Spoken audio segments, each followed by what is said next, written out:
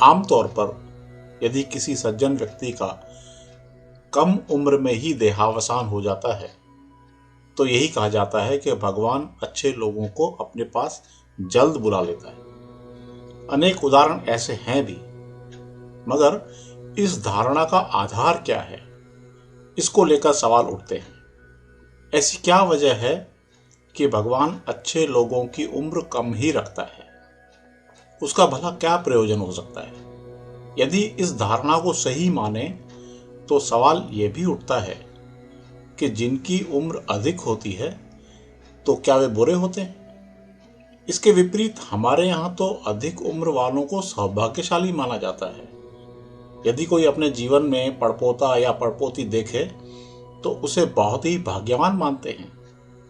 अधिक उम्र अच्छी होती है, इसी कारण तो हम लोग चिरायु होने की कामना करते हैं, लंबी उम्र की दुआ करते हैं। हमें पता है कि मनुष्य की अधिकतम उम्र 100 साल की होती है, फिर भी हम किसी के जन्मदिन पर तुम जियो हजारों साल की शुभेच्छा जाहिर करते हैं। कदाचित मृत्यु के पश्चात कीर्ति पताका वर्षों तक फहराने के भाव से ऐसा किया जाता होगा। शास्त्रों व पुराणों में भी कई ऋषियों के हजारों साल तक जीने के प्रसंग आते हैं। शास्त्रानुसार यह भी स्थापित तथ्य है कि हनुमान जी चिरंजीवी हैं। बताते हैं कि सीता माता ने हनुमान जी को लंका की अशोक वाटिका में राम का संदेश सुनने के बाद आशीर्वाद दिया था कि वे अजर अमर रहेंगे, यानी कि वे चिर युवा भी हैं। मान्यता है कि जहां भी भक्ति भाव से भगवान राम की पूजा अर्चना होती है, हनुमान जी वहां विद्यमान होते हैं।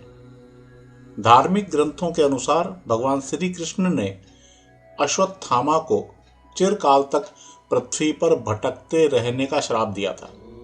वे आज भी पृथ्वी पर अपनी मुक्ति के लिए भटक रहे हैं। इसी प्रकार ऋषि मार्कंडेय, भगवान वेदव्यास, भगवान परशुराम, राजा बलि, विभीषण और कृपाचार्य भी चिरंजीवी माने जाते हैं। बहरहाल, अब मौलिक सवाल पर आते हैं। एक और हम ये मानते हैं कि भगवान अच्छे लोगों को अपने पास जल्दी बुला लेते हैं, तो दूसरी ओर चिरायु होने को अच्छा माना जाता है ना अजीबोगरीब विरोधाभास।